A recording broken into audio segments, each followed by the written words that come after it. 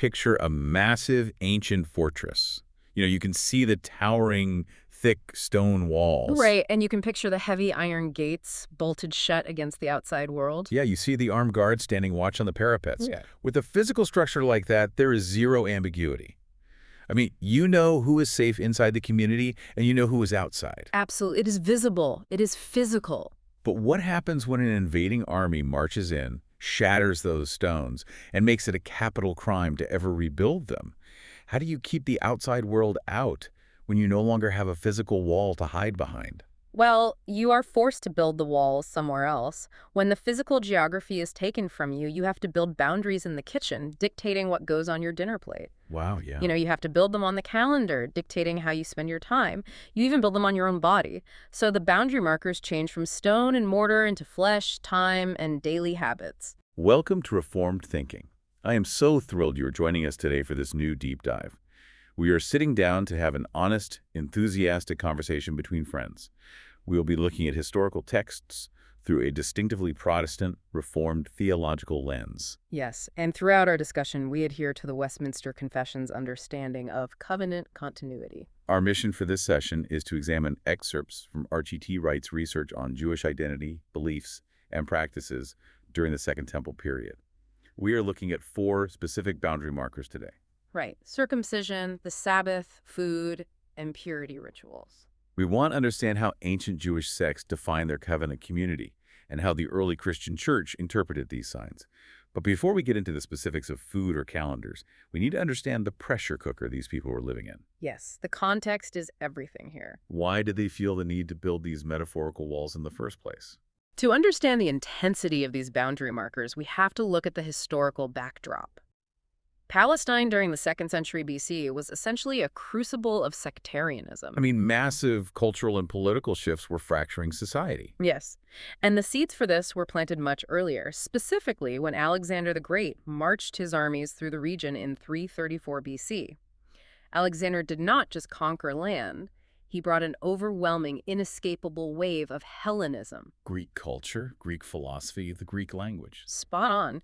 Greek societal norms became the gold standard of civilization almost overnight. If you wanted to do business, if you wanted social standing, you had to adopt Greek ways. That type of cultural gravity is hard to overstate.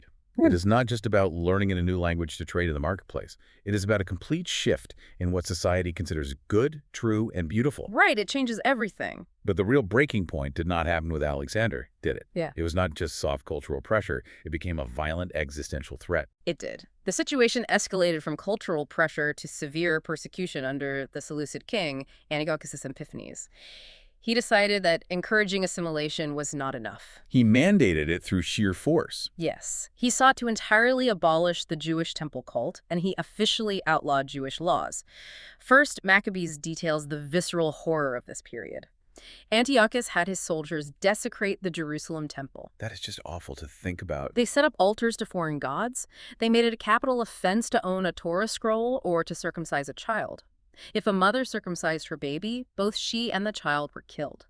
This was an aggressive, systematic attempt to erase the covenant people from the map. When you describe it that way, the reaction makes total sense. You push people into a corner with that level of brutality, and they are going to push back. Absolutely. And that pushback is what we call the Maccabean revolt, which took place between 168 and 164 BC.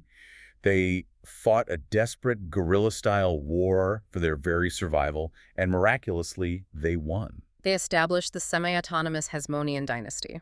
But this is where the history gets highly ironic, and frankly a bit frustrating when you read about it. The Hasmonean dynasty led this incredible, zealous rebellion against Greek suppression. They watched their friends and family die to protect the covenant. Right, they were absolute zealots for the law. Yet once they secured power, once they were the ones sitting on the throne in Jerusalem, they displayed a remarkably strong affinity for the very Greek culture they had just bled to expel. They took on Greek names, hired foreign mercenaries, and started acting like Hellenistic kings. It is a stunning reversal. You have a leadership that started as freedom fighters for religious purity and ended up compromising with the surrounding culture the moment they gained political stability. Looking at this through our Reformed perspective, it vividly highlights the human inability to maintain perfect covenant fidelity without divine intervention. That is a great theological point. We see a political compromise that shows even the most zealous defenders of the faith are susceptible to the surrounding culture. It brings to mind an analogy. Oh, let us hear it. Could we view these ancient sects that formed during this time in a similar way to early church reformers reacting against a compromised central institution? I think that is a very fair comparison. If a central governing body, like the Jerusalem temple authorities under the Hasmoneans, compromises the truth, does creating a strict, isolated subculture fix the problem? Or does it just create new man-made traditions? That question cuts right to the heart of what happened next. The blatant compromise in Jerusalem created massive, irreversible fractures in Jewish society. Because the mainstream institution, the temple priesthood, was viewed as thoroughly corrupt, right? Yes. Various groups decided they could no longer participate. Sects like the Qumran community, the Essenes, and the Pharisees began creating their own hyper-strict rules. They wanted to govern daily practice by either completely rejecting or severely reinterpreting the policies set by the mainstream temple authorities. They sought purity in a compromised society. Precisely.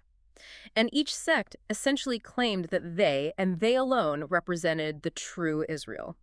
Antiochus IV Epiphanes had targeted the most central aspects of worship. This shows how cultural assimilation usually starts at the center of worship and trickles down to daily habits. These sects recognized that, so they hyper-focused on daily habits to resist the assimilation. Yes. If the temple is corrupted and the political leaders are compromised, how do you prove you are still part of the covenant? You look to the oldest, most intimate sign you have. To stand apart from this Hellenistic compromise, these groups doubled down on specific physical markers to prove they were the true covenant people. And the most hidden yet core of these markers was circumcision. It was the ultimate physical sign of belonging to God. Let us unpack that first marker. The origins of circumcision for the Israelites are found in Genesis 17, where God establishes the covenant with Abraham. God commands that every male in Abraham's family be circumcised and specifies the 8th day after birth for this procedure. Right, the 8th day is key. We even have fascinating archaeological backing for this specific timing from the Qumran scroll, known as 8Q1 Genesis. This scroll reconstructs the text to specifically include that 8th day requirement, showing how vital that detail was to the community. But looking at this from a broader historical perspective, the physical practice itself was not exclusive to the Israelites, was it? No, it was not. God took an existing cultural practice in the ancient Near East and gave it a completely new theological meaning. Wait, if it wasn't exclusive to Israel, who else was doing it?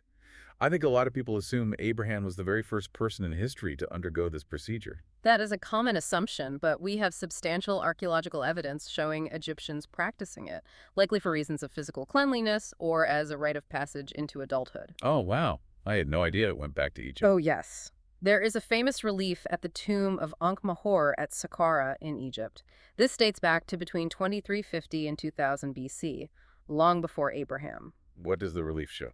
The stone relief clearly depicts puberty-aged boys being circumcised by priests. We also have a 23rd century BC stele from a site called Naga-ed-Dur. Another Egyptian site. Yes. The author of that stele describes a mass ritual involving 120 men. He boasts that during the procedure, none of the men hit out, none were hit, and none scratched or were scratched. That is a wild historical detail. The fact that the author boasts about nobody flinching or fighting back shows that this was a highly disciplined, stoic rite of passage. It was a test of manhood. It really was.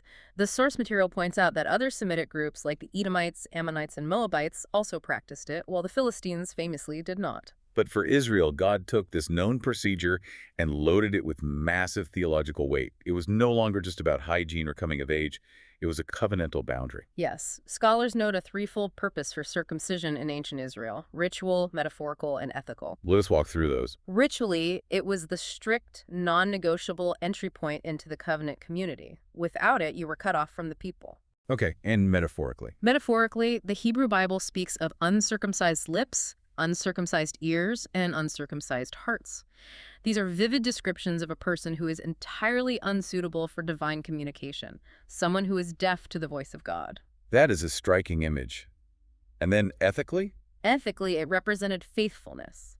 An uncircumcised heart meant a person was unfaithful and rebellious. And this brings us right back to the clash with Hellenism. During the Greek period, this physical marker became a source of intense shame for some Jewish men. Because Greek culture worshipped the human form. Right. The gymnasium was the center of social, political, and educational life.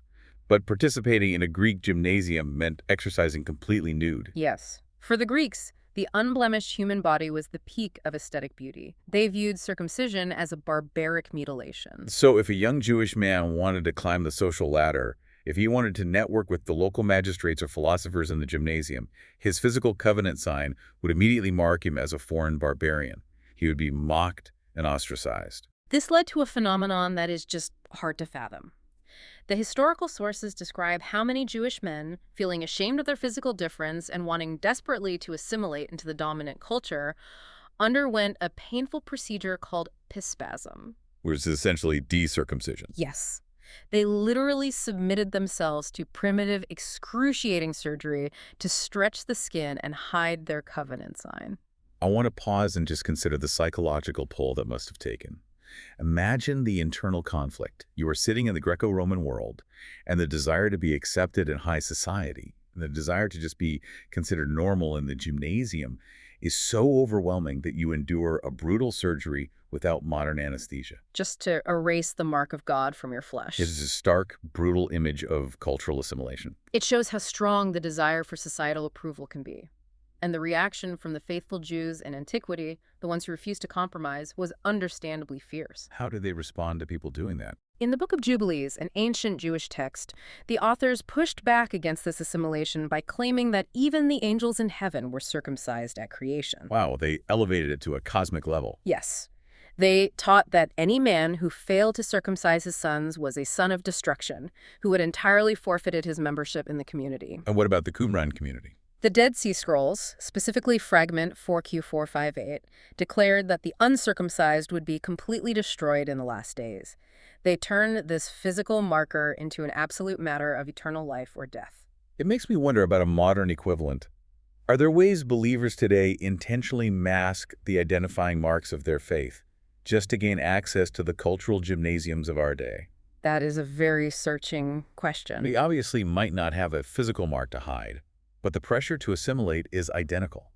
Do we hide our convictions, alter our vocabulary, or soften our ethical stances just to blend in with a culture that might be hostile to the gospel? We might not undergo physical surgery, but there is often a social surgery we perform on ourselves to avoid looking like outsiders. That is a striking parallel to draw.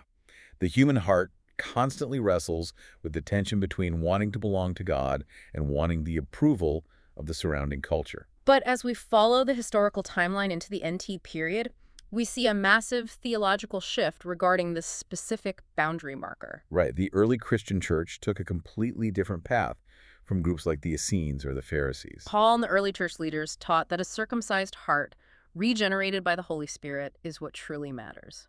The source text notes that water baptism replaced physical circumcision as the entry sign into the covenant community, which beautifully allowed both males and females to bear the covenant sign. I love that point because it connects directly to our Westminster Covenant theology. Yes, it highlights the unbroken continuity of the covenant of grace. The physical sign changes from a bloody procedure limited to males to a bloodless washing with water applied to the whole household. But the spiritual reality, the desperate need for a cleansed heart and entry into the covenant community, remains entirely constant. The early church understood that the outward sign was always pointing to an inward reality. The physical wall was replaced by a spiritual one. But while circumcision was a hidden physical marker, there was another boundary that was highly visible every single day. If you wanted to know who was inside the covenant and who was outside, all you had to do was look at what people put on their dinner tables. Yes, let us move to the dietary laws. They were extremely stringent and governed a massive portion of daily life. Where do we find the main text for these? These laws are located primarily in Leviticus 11 and Deuteronomy 14. They detail specific criteria for what could and could not be consumed. For land animals to be considered clean, they had to meet two distinct requirements. They must part the hoof and they must chew the cud. Both features had to be present. Right, so a pig, for example, parts the hoof, but does not chew the cud, making it unclean. Correct. And for water creatures, they needed to have both fins and scales. Shellfish, lobsters, and eels were entirely forbidden. The texts also list specific detestable birds, mostly birds of prey or scavengers, and strict rules regarding insects. Those rules force an agrarian society to be hyper-aware of their environment. Yeah. You cannot just hunt whatever you find. You have to evaluate the anatomy of the animal before you kill it. It makes every meal an exercise in discernment. But why did God care about fins and hooves? The text gives us the theological anchor in Leviticus 11:45, where God says, "Be holy, for I am holy." Yes, the word holy essentially means to be set apart or separated. These food laws were given to establish purity guidelines, and they functioned as a daily, visceral barrier between the Jewish people and the Gentiles. Because food is the ultimate social glue. Absolutely. In the ancient world, sharing a meal meant sharing fellowship, extending peace, and forging alliances. By restricting their diet so severely, the Israelites were effectively prevented from accidentally assimilating through dinner parties and foreign marriages. It created an immediate, impenetrable social wall. Think about how hard it is to build a relationship with someone if you can never share a meal with them. Eating with Gentiles was considered totally taboo unless the Jewish guest brought their own prepared food, their own vessels, and essentially sat at a separate table. The source material references an ancient document called the Letter of Aristeas, which literally describes the setting up of actual social walls between Jews and Gentiles over food. The author of that letter praises these laws for keeping the community from being mingled with other nations. To the outside world, however, this looked completely bizarre. The Gentiles viewed this adherence as antisocial behavior. Greek and Roman writers often accused the Jews of misanthropy, a literal hatred of humanity. They felt the Jews viewed everyone else as contaminated. But for the Jewish community, keeping kosher solidified their ethnic identity every single time they sat down for a meal. It was a daily reminder that they belonged to the God of the Hebrew Bible, not the gods of the surrounding nations. Evaluating this through a reformed lens, we have to distinguish between the ceremonial law and the moral law. Yes, the moral law, like the Ten Commandments, reflects God's unchanging character and remains constant forever. But the ceremonial food laws functioned as a temporary pedagogical tool. God was using diet to teach the nation of Israel the abstract concepts of separation, distinction, and holiness. They were object lessons anticipating the ultimate spiritual cleansing provided by Jesus. This is why the early church, after the Council of Jerusalem in Acts 15 and Peter's dramatic vision in Acts 10, did not require Gentile believers to keep a kosher diet. The pedagogical tool had fulfilled its purpose.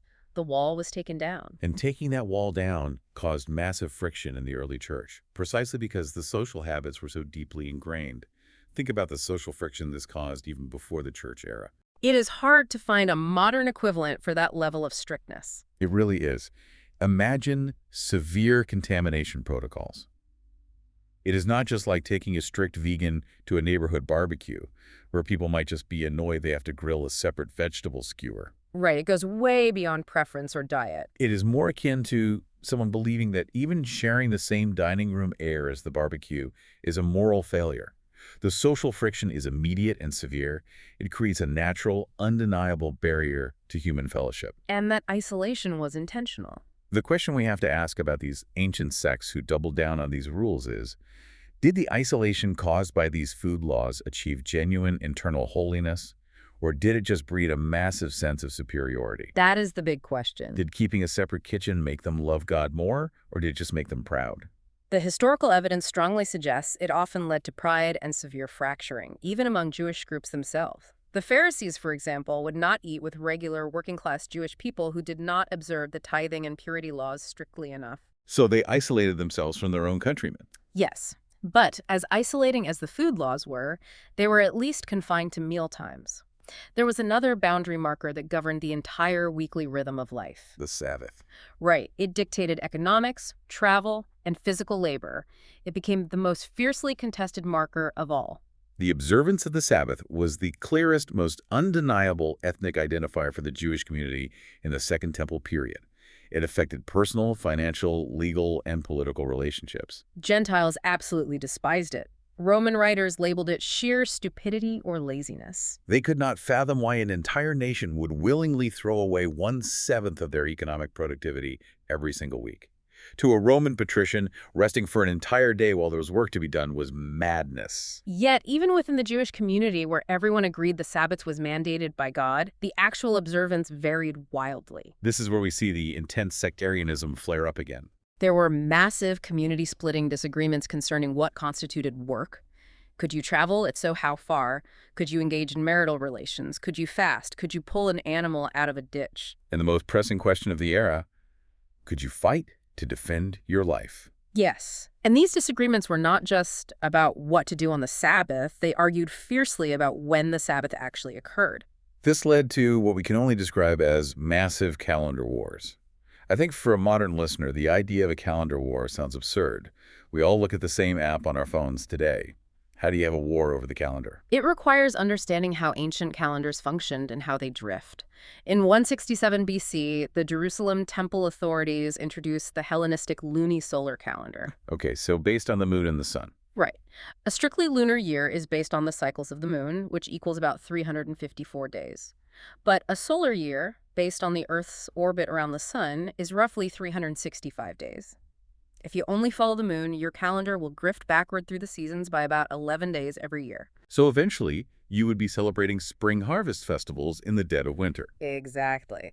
To fix this, the lunisolar calendar requires adding an intercalary month, essentially a leap month, every few years to realign the moon cycles with the solar seasons. Okay, so the temple priests are adding leap months based on their own observations of the moon and the crops to keep everything aligned. That sounds practical. Why did this cause a war? Because the purists, like the community at Qumran, viewed human manipulation of the calendar as blasphemy. They demanded the traditional Jewish solar calendar, which they believed was handed down by God to the patriarchs. And how many days did that have? This calendar had exactly 52 weeks, consisting of 12 30-day months, plus 4 special intercalary days added at the equinoxes and solstices, totaling exactly 364 days. Because 364 is perfectly divisible by 7. Yes. So every single year started on the exact same day of the week. The festivals always fell on the exact same day of the week. There was never a conflict where a festival landed on a Sabbath. Ah, I see. So if you use the temple's lunar calendar, a festival like Passover might randomly fall on a Tuesday one year and a Friday the next. But for the Qumran group, the math had to be divinely perfect. It did. Fixing these days was an absolute crisis of theology. For the purists, if the dates were wrong, the entire nation would be celebrating the festivals on the wrong days. Which means they are disobeying the law. Right. If you celebrate the Day of Atonement on the wrong day, you are not forgiven. Furthermore, they believed the heavenly court, the angels themselves, observed the Sabbath and the festivals simultaneously with the community on earth. To observe it on a different day than the angels was a cosmic violation of the covenant. That level of anxiety is suffocating. This dispute was so severe that scholars believe the calendar war might have been the primary catalyst for the Qumran community abandoning the Jerusalem temple entirely. They just packed up and left. Right, they walked out into the desert and set up their own community because they believed the temple was operating in perpetual sin due to a 354-day calendar. I look at this and compare it to modern church disputes over the exact elements of worship. It is a very fitting analogy. We see congregations split over music styles, the use of instruments, or specific liturgy. People leave churches because the order of worship was altered. When does a legitimate desire to worship according to divine instruction cross the line into an obsessive legalism that fractures the covenant community? The ancient calendar wars are a blazing warning about missing the forest for the trees. The obsession with Sabbath keeping also created massive military liabilities that threatened the very existence of the Jewish people. How so? Enemies of the nation quickly realized that the Jews would completely refuse to fight on the Sabbath. Ptolemy Soter, the ruler of Egypt, capitalized on this specific Jewish refusal to fight. He marched his army into Jerusalem on the Sabbath and seized the city without a struggle. The invaders simply walked through the gates because the defenders refused to lift a sword, believing that engaging in combat was a violation of the day of rest. That is terrifying. It was a brutal reality. You watch an invading army march into your city, and your theological convictions demand that you sit quietly and let them take over. And during the persecution under Antiochus, we see stories of Jewish rebels hiding in caves. Yes, the Greek soldiers found them there. They waited until the Sabbath and attacked. The Jewish defenders refused to even throw rocks back or block the entrances to the caves. They chose to be slaughtered rather than break the Sabbath. This absolute tragedy forced the Maccabees to call a council and take an unprecedented oath. What did they decide? They decreed that defensive warfare on the Sabbath was permissible just to ensure the continued existence of the Jewish people. They realized that if they did not fight defensively, the entire nation would be wiped out by enemies exploiting their religious observance. That decision by the Maccabees was a massive theological shift. It was the realization that preserving life had to take precedence over the strict observance of the day of rest. But even with that allowance, the anxiety over violating the law remained high. This intense focus on avoiding any violation spills directly over from timekeeping into the physical handling of the human body and the world around it. This brings us to our fourth boundary marker. The complex world of purity laws. Purity in the ancient world is often misunderstood by modern readers. We tend to conflate purity with simple hygiene. We think washing your hands before dinner is what they meant. Yeah. But that is not what this is about, is it? Not at all. In this era, purity was defined specifically as the physical cleanness required for lay participation in the cult. It was about whether you were permitted to approach the holy presence of God at the temple. So it was ritual, not biological. Yes. Uncleanness was fundamentally linked to the realm of death. Contact with corpses or bodily discharges associated with the loss of life force, like blood and semen, rendered a person ritually impure. It was not a sin to become impure. Burying a dead relative was actually a commandment. But you could not go to the temple while in that state. Correct. You had to wait a specific amount of time and then wash in a ritual bath called a mikveh. But just like with the calendar and the food, the sectarian groups took these biblical laws and escalated them to an impossible degree. The Qumran community took this to extreme, staggering lengths.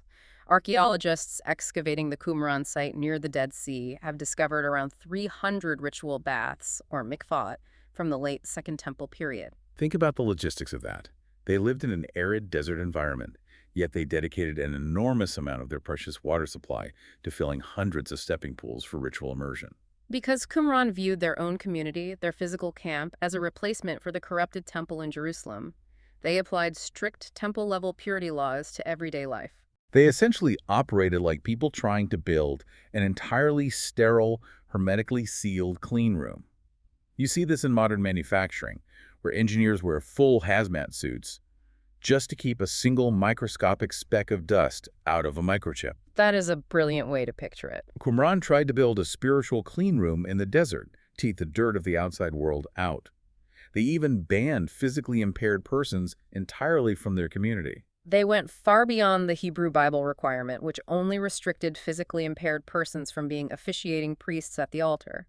Qumran banned the blind, the lame, and the deaf from their entire city. Fearing that physical defects somehow contaminated the holy space. Yes, and they also made a massive theological error by erasing the distinction between moral impurity and ritual impurity. According to scholar Jacob Neusner's analysis, the Qumran community believed that a sinner, someone who lied or stole, and a person with a normal ritual impurity, like someone who had just buried the dead, underwent the exact same physical immersion process.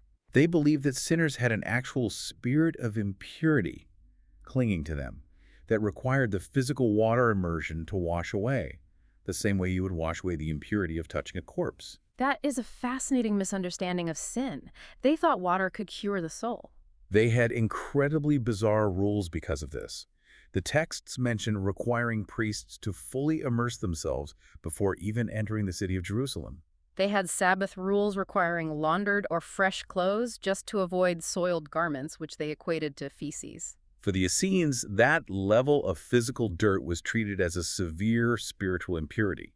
It is an exhausting way to live, constantly scanning your environment, your clothes, and your neighbors for invisible contamination. It was exhausting, and it set the stage for a massive theological clash in the first century. Jesus directly challenged this fundamental premise. In Matthew chapter 5, Jesus shifts the focus entirely from the external to the internal.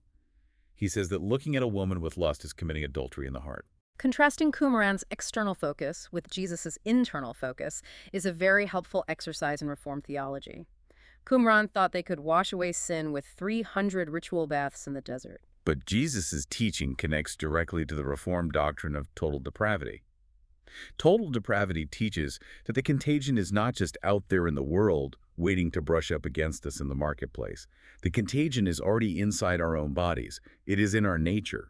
A ritual bath cannot wash away a corrupt nature. You do not need a cleaner environment or a better hazmat suit, you need a completely new heart provided by the Holy Spirit. That is the core theological clash of the New Testament era. Jesus was dismantling these sectarian boundary markers by showing that they were powerless to actually make a person holy. But looking at all these complex rules regarding circumcision, intricate food restrictions, solar versus lunar calendars, and hundreds of purity laws, it raises a massive historical question. How did they pass all of this on? Yeah. How was an ordinary Jewish person supposed to learn all of this? How did the average farmer in Galilee or carpenter in Nazareth know the intricacies of intercalary months or the specific dimensions required for a valid ritual bath? It is a great question. If the rules are this complex, the education system has to be incredibly robust. The source text by Kent L. Yinger points out a vital methodological debate among historians regarding the state of Jewish education during this period. How did they transmit this complex identity to the next generation? The debate centers entirely on how widespread formal education was in the first century. The sources give us conflicting pictures. Some historians argue that elementary schools were widespread throughout the towns and villages of Israel. They point to later rabbinic texts that describe schools with clearly defined hours, specific subjects studied, and even standard teacher pay scales. If this historical view is accurate, it paints a picture of a highly literate society where young boys were rigorously trained in the Torah from a very early age. Right, but what is the counter-argument? Because it seems like setting up a nationwide public school system in the ancient world would be incredibly difficult and expensive. That is precisely what the opposing historians argue. They look at the same sources, but conclude that those rabbinic texts represent an idealized wish list written much later, not the reality of the first century. So they think education was limited. Yes, they argue that formal elementary schools were exclusive to the extreme elite living in Jerusalem. This would mean that the vast majority of the population, especially in rural agrarian areas like Galilee, were completely illiterate. They argue that a farmer simply could not afford to send his son to sit in a classroom when he needed him working in the fields to survive. This debate drastically changes how we view the figures of the New Testament. Depending on which historical source you trust, the disciples were either completely illiterate fishermen who could not read a single word of the Hebrew Bible, or they were men who had received at least a basic formalized education in the local synagogue before taking up their family trades. It completely changes how we understand the authorship of the letters in the New Testament. Were Peter and John relying entirely on highly educated scribes to write their letters? Or did they have the foundational literacy to craft these theological arguments themselves? It is a fascinating historical puzzle, but what the text notes is that while the historical evidence for formal academic schooling is hotly debated, the biblical mandate for education is not debated at all. Right. We have clear instructions in the text itself. Deuteronomy 6.7 commands parents to recite the laws to their children, to talk about them when they sit at home, when they walk along the road, when they lie down, and when they get up. This suggests a different mechanism for learning. Regardless of whether formal academic institutions existed in every single village, the primary engine for covenant continuity was the family. The family dinner table was the original classroom. I love thinking about it that way. It makes me ask a question about the nature of discipleship itself. Does the lack of consensus on formal education actually highlight the overwhelming success of family-based discipleship? Think about what the Jewish faith survived. It survived the brutal regime of Antiochus Epiphanes, where possessing a scroll was a death sentence. It survived the utter destruction of the temple by the Romans in 70 AD. It survived the Hellenistic cultural tsunami that wiped out so many other ancient religions. And it likely survived all of that, not because of pristine, well-funded academic institutions in Jerusalem, But because parents were faithfully, quietly talking about the Torah when they sat down at the table, when they walked to the well, and when they put their kids to sleep. When the physical walls of the city fell, the family became the fortress. That is a very strong conclusion to draw from the history. The transmission of identity did not rely solely on the elites or the priests in Jerusalem. It relied on the daily faithfulness of ordinary mothers and fathers teaching their children the boundary markers of their faith, ensuring that the next generation understood who they were, who their God was, and how they were required to live in a hostile world. As we bring this conversation to a close, let us synthesize what we have uncovered today. We have looked at 4 distinct boundary markers: circumcision, food laws, the Sabbath calendar, and purity rituals. During a time of intense cultural compromise and brutal persecution, these 4 markers functioned as massive, complex walls. They were designed by these ancient sects to keep the Jewish community distinct, separate, and safe from a highly hostile world. They provided a clear, undeniable answer to the question of who belonged to the covenant and who did not. But studying these physical boundaries leaves us with a final, highly provocative thought to consider regarding our own context. As we transition into the era of the early Christian church, we see the apostles open the doors of the covenant to the Gentiles. The early church explicitly shifted the boundary marker away from physical Torah observance, dropping the requirements for physical circumcision, kosher diets, and strict Sabbath keeping, and placed the boundary entirely on faith in the messianic identity of Jesus. But does that mean the human need for boundary markers just disappeared? Or did the early church simply have to define entirely new, invisible boundaries for the covenant community? When you strip away the physical walls of diet, physical surgery, and rigid calendars, how do you recognize who actually belongs to the community? That is the challenge left for us today. I want you to consider what those invisible boundaries look like in your own life today. If our walls are no longer made of stone or diet or specific calendar days, what marks you as a member of the covenant? Is it your love for the brethren? Is it the fruit of the Spirit? What is your visible witness in a world that still demands total assimilation to its own cultural norms? We started this deep dive by picturing a massive physical fortress. The ancient stones of the temple may be gone, but the absolute necessity to guard the truth within the walls of our own hearts remains. Thank you for joining us for this conversation on Reformed thinking. We will see you next time.